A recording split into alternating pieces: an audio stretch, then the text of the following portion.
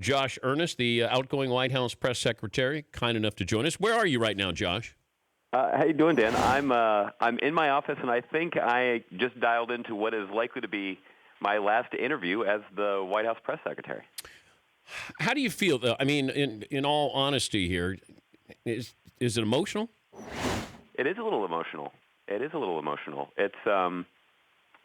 this is I've been fortunate enough to have been with President Obama since his first day in the White House. So it's almost exactly 8 years since I first stepped foot in the West Wing of the White House, and it has been a remarkable run. It's been the honor of a lifetime to be here. We have seen so much good news, lots of tragedy too, and it's the bond that you have with the people that have been on this ride together is strong, and the ending is abrupt. We go from a million miles an hour and getting to call into Dan Patrick's radio show to all of a sudden being the former White House press secretary. Okay, but what if something happens? What if something big happens today and it's worldwide news and it goes into tomorrow? Are you still on the clock? How does this work?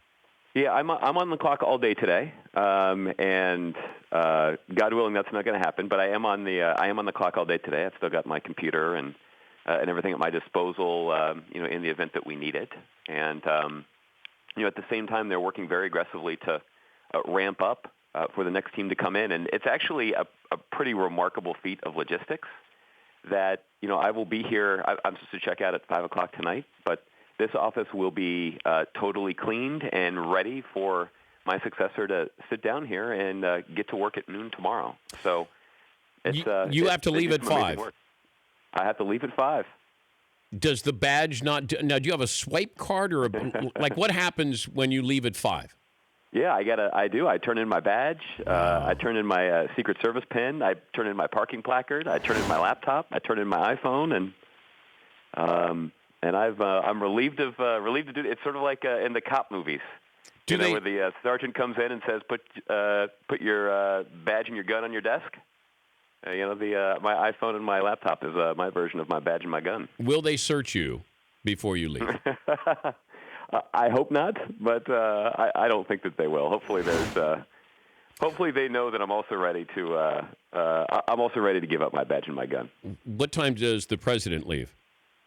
So the president will spend the night here tonight, and he will welcome President-elect Trump here to the White House at 9 a.m. tomorrow. Him and his wife, Mrs. Trump, and they'll host a small reception for congressional leaders and the president and vice president, both the incoming and outgoing. They'll have a cup of tea and a little light breakfast, and then they will ride together. The president and the president-elect will ride together in the same car to the United States Capitol, where the inauguration will take place. Does the president have a kegger or something tonight? Like, does he trash the place a little bit? I mean, come on. Well, we've had some pretty good parties here over the last few days, which have been a lot of fun, and there've been lots of opportunities that we've had to honor the service of people who've been here a long time, and to say a lot of goodbyes and to celebrate what we've done. But my guess is, if the president is anything like me, he's going to be up late packing tonight. More surreal, moving into the White House or moving out of the White House? Moving in, because moving in, I never thought I would have the chance to work here. And I think that what is true of a lot of people that I know that I worked with here is there was a little bit of a sense that somebody made a mistake and accidentally had put us on the list to let us in the building. So walking around here for the very first time was among the more surreal experiences of my life. Leaving is different because in some ways it's not going to set in that I've left until I've been gone. We're talking to Josh Earnest, the White House press secretary, the outgoing White House press secretary. The coolest room in the White House is what? Where? The coolest room in the White House is at the Blue Room of the White House, and people can orient themselves a little bit. If you've ever seen the White House before, there's the famous shot of the White House on the south side where there are balconies, and on the top floor of the south side of the White House is the Truman balcony, which is just off the residence where the White House or the first family lives. And that is a place that few people, I've never been up there, and not many people outside the first family have. But it has an expansive view of the National Mall. It's supposed to be beautiful. The room right below it is the Blue Room, and there are these floor-to-ceiling windows that look south from the White House, and you can see the fountain out there. You have a great view of both the Jefferson Memorial and the Washington Monument, and it's just a beautiful room. It's where the White House Christmas tree goes every year. Mm-hmm. So it is sort of the center of the ceremonial rooms in the White House. And the last time that my wife and I were there for a social function, which was just a couple of weeks ago, I told her that we need to take a special minute to look out those windows and look south and look at the traffic on Constitution Avenue, look at that fountain.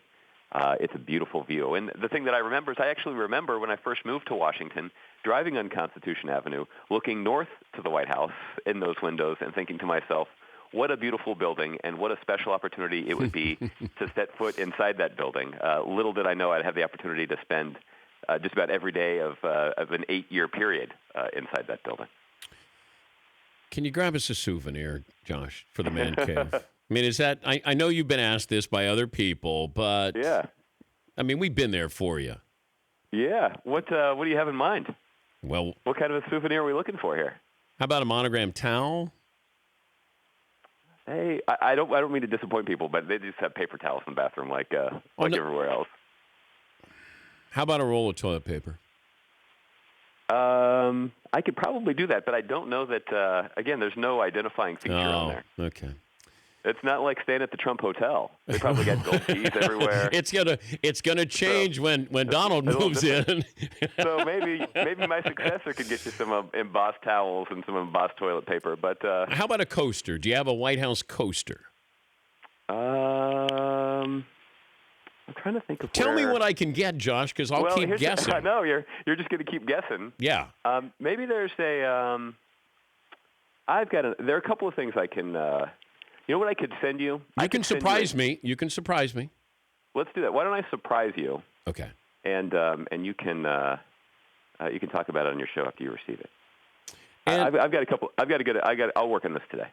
All right. And if you don't have a job lined up and you want to come in and be a Danette for a day, I can put you to work if you want to do something like that. I would love to. I'm going to have all kinds of time, as I've been telling everybody.